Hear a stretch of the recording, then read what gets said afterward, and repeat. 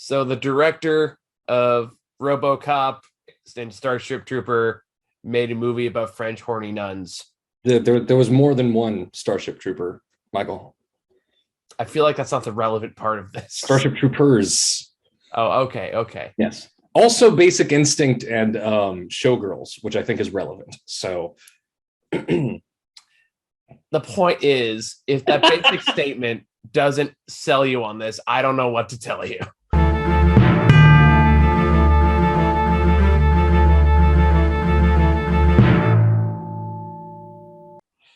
All right.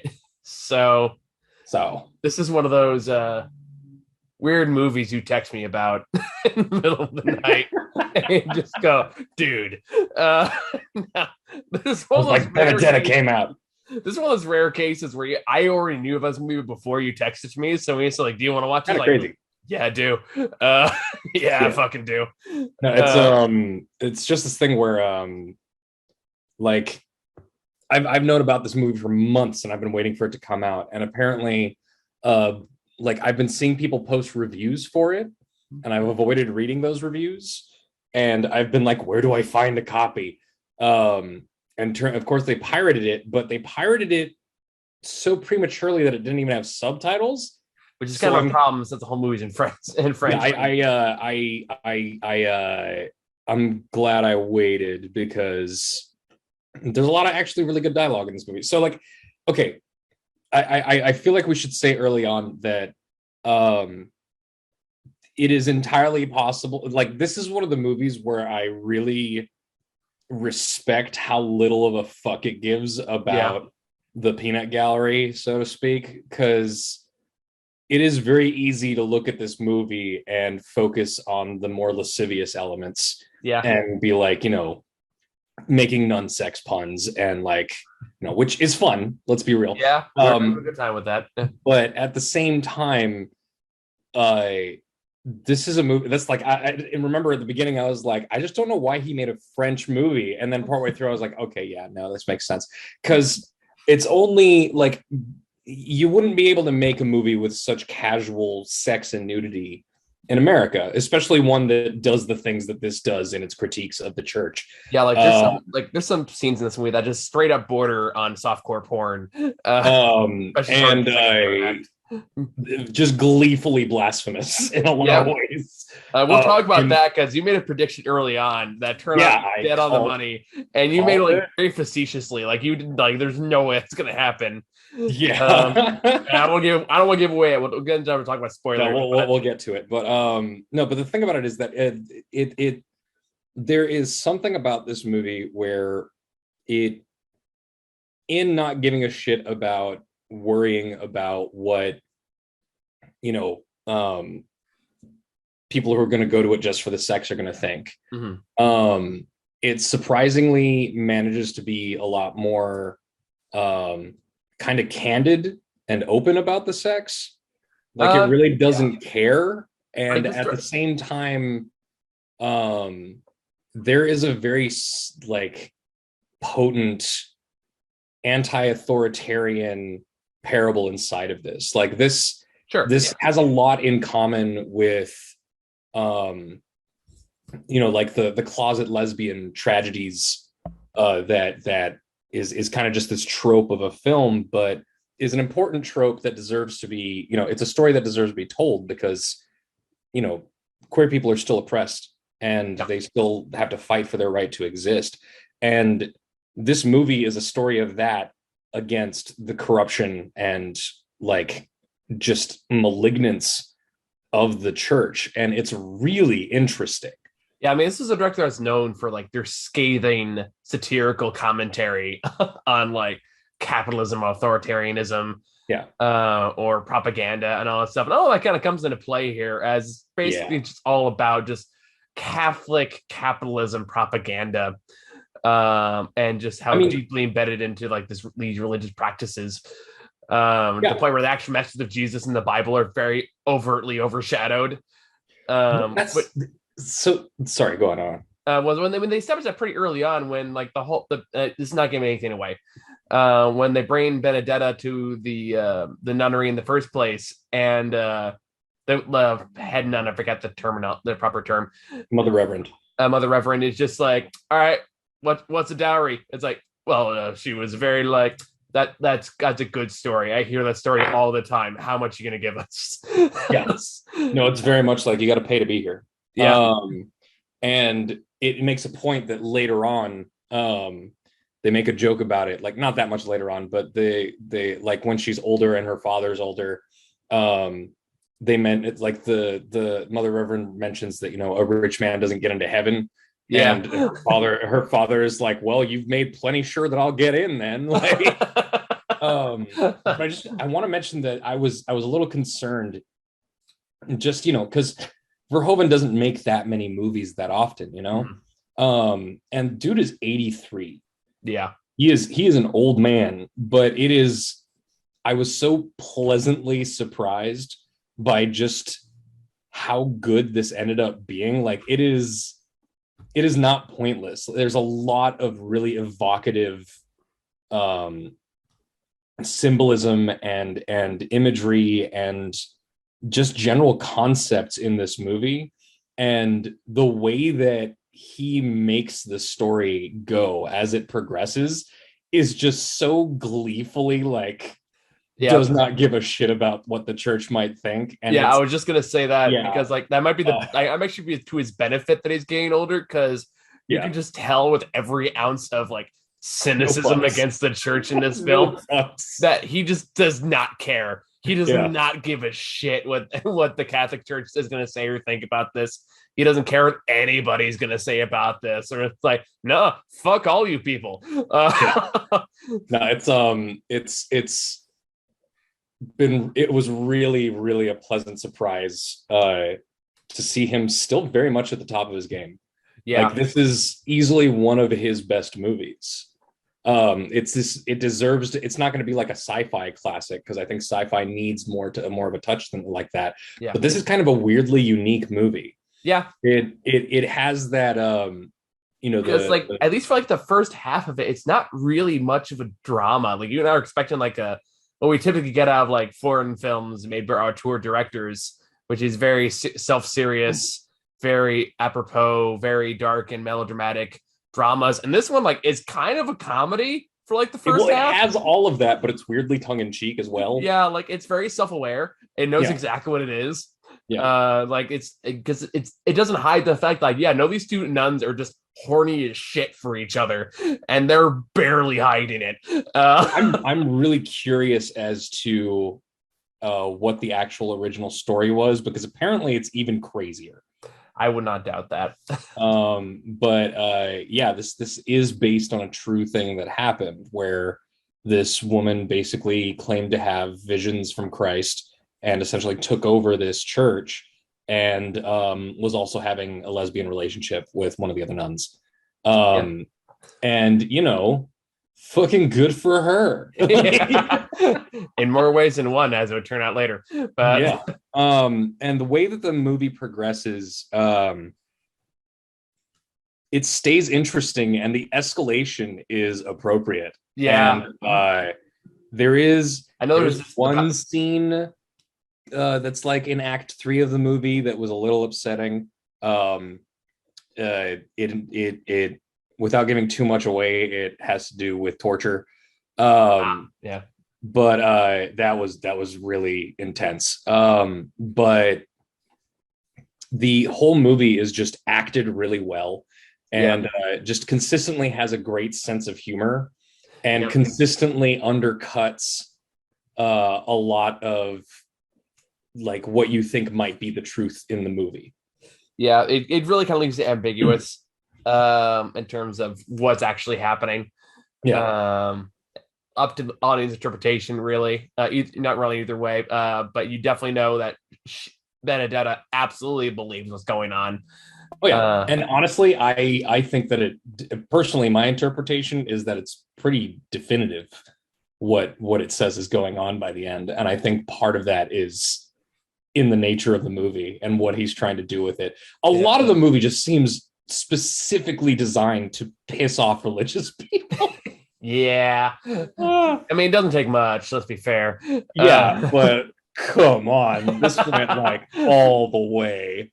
Yeah. And then some.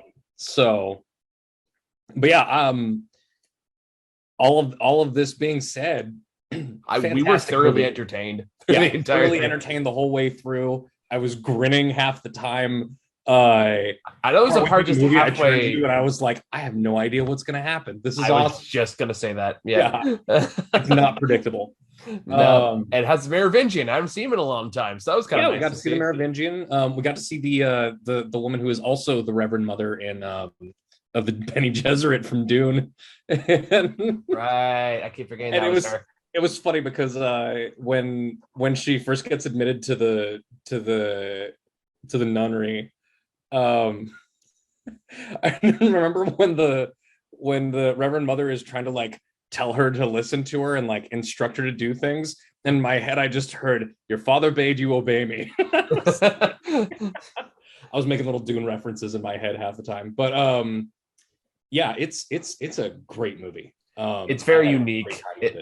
I'm glad it exists. I'm glad it's still managed to get in theaters around here, because I think you mentioned it was only like in 2 fucking theaters. Yeah, like in the entire Bay Area, or at least with AMC. I'm not sure what other theaters it's in, but yeah, I'm glad we got to see it. You know, take a date, especially if y'all are queer, and you know, I plan on buying this movie definitely and showing specific people, and it's just one of those things where this is going to stand the test of time for me. Yeah, just because there's nothing like it. It is just I can't think of anything I've seen like this. It's a uniquely crazy fucking movie. But it knows exactly what it is and knows exactly what it's doing. It's insanely confident on what it's doing. I mean, the confidence of someone, of a director who has directed multiple legendary classics in film history that are still very well known to this day. Yeah. And like he's just, it's effortless almost. So it's the best nunsploitation movie I've ever seen. So yeah, that's that. Shall we do spoilers? Spoiler time? Let's do spoiler time. Spoiler time. So here's the thing. There was a website that I remember a while ago, and it was infamous because it amused the shit out of me. It was called Divine Interventions. Okay. And it was a religious sex toy site. Okay. They proudly displayed at the top of their page, home of the baby Jesus butt plug. And they had a crucifix with Jesus on it that was just a dildo, like the large part of it. But it was very funny to have that part of my brain humor brought back up during this movie. Just both with the blasphemy and quite literally at one point in the movie where personally I wasn't so offended by the fact that like it was a little like wooden statue of the Mother Mary. I was more upset that it was something that her mom gave her when she was a kid. It would be like, you know, if I got a lovely stuffed animal when I was a kid and like someone installs like a sex hole on it for me 20 years later, I'm like, wait a minute, I don't know, that's fluffy. I used to cuddle with him when I was a child. I mean, some women also cuddled with their stuffed animals during a certain time. Yeah, I mean, you know, that's different, but I don't know. I doubt. What I'm saying is that doesn't really apply to the statue of the Mother Mary that she brought with her when she was a little kid. I mean, she seemed okay with it. So, well, definitely, of course she did. She was written that way, Michael. Fair. Yeah, it's just this.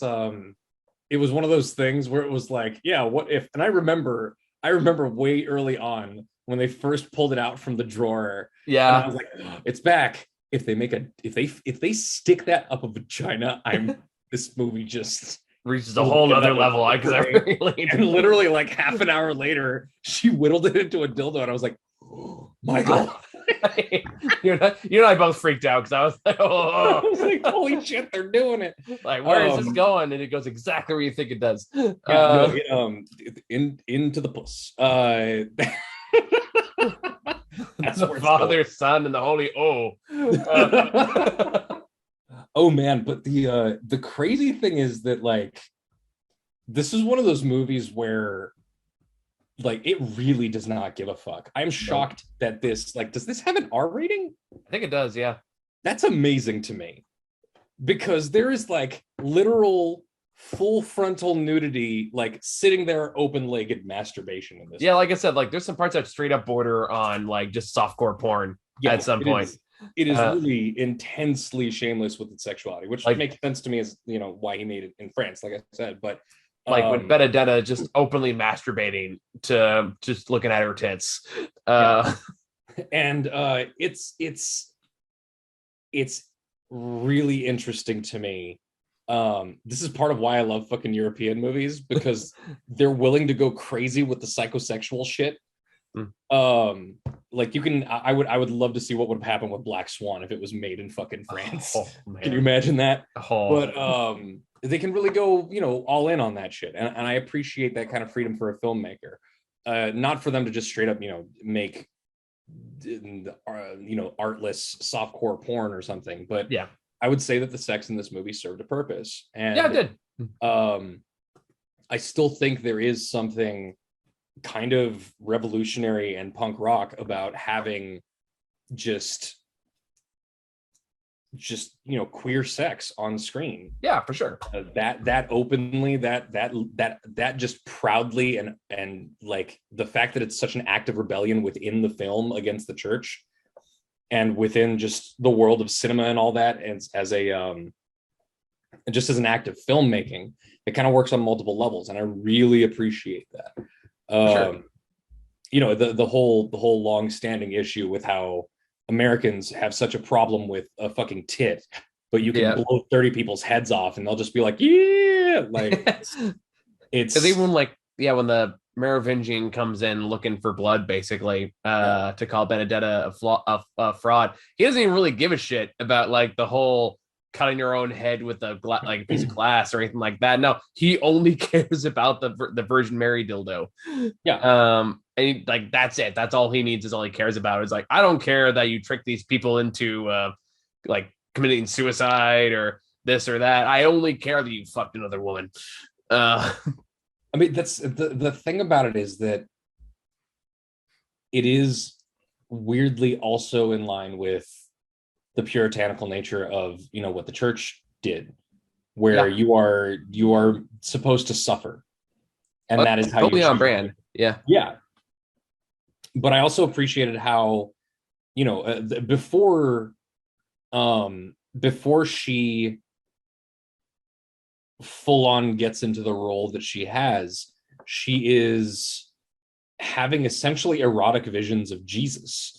Where Jesus like, is her savior, and in these various situations, like from the snakes and stuff, and she's straight up, very clearly, just horny for Jesus. Yeah, like where it makes like those fantasies play, like kind of like a bad porno, like superhero movie, kind of is what I think of.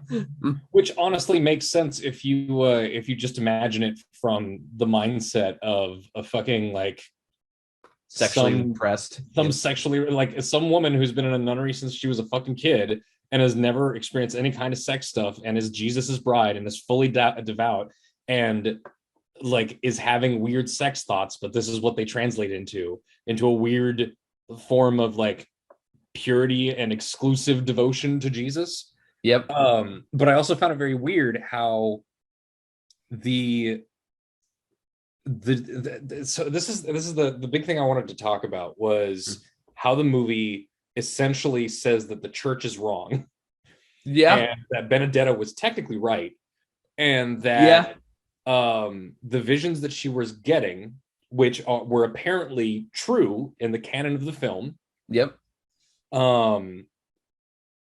were basically telling her that love and sex were forms of God's love, and they were the way to love the rest of humanity, and that the church's approach towards violence and pain and suffering being the path to enlightenment was so completely wrong. Yep. And that's such an incredibly bold thing for this movie to do on top of just being the movie that it is. Yep. Because fuck the Catholic Church. Yeah. Sorry, I know it's not the most nuanced take on that, but no, honestly, like, fuck the Catholic Church. It really is that big of a thing. But no, like, I mean, the Catholic Church has always had such a weird stranglehold on the religious community, for as pretty much as long as they've existed, and that, like, the multiple revisionisms on the Bible, the multiple, like, the ways that it's basically just they've weaponized it for whatever political purpose they have needed at the time. Like, it's been corrupt pretty much from the beginning, and it's one of those things, like, it's one of those open secrets that everybody knows, but no one wants to really, like, actually do something about. So it's also this thing where I've always noticed, like, ever since I was younger, the people who have left religion behind the most and are the most critical of it are former Catholics. Yeah. Especially comedians. Like, if you're looking at anyone from George Carlin to Bo Burnham, yep, they come from Catholicism. Because it's probably like the most strict of the bunch. Yeah, and it's the most easy for even a kid to look at and be like, this is bullshit. This is dumb. But yeah, so the way that this movie just, I love that we don't know if this is going to be his last film. That's true. Yeah. Like, he is an old fucking man, and he makes a movie like once every 7 to 10 years, maybe. If it's this last film, though, what a way to go out. Exactly. That's what I was going to say. Like, this is such an amazing note to end on. Just one last, like, middle finger to Catholicism. For my final act. But, like, I also, like, even, like, through its, like, its sex and exploitation and all that stuff, I did like that it's still basically centered around, like, hey, Catholics, this isn't very Jesus-y. Not very Christ-like of you. Not very Christ-like. Like, hey, like, maybe you should take people in because it's the right thing to do, and not, like, charge them for it. Or maybe let's not sentence hundreds to die because you didn't want to wear a mask. Which, yeah, that's not relevant. There's definitely a theme later on when the plague comes around, which is not entirely irrelevant to modern times. But yeah, the movie very clearly, in my mind, says that Benedetta is correct. Yeah. In that she has these visions. These things do happen to her. Like, the statue does fall on her of with no prompting. She does have these visions.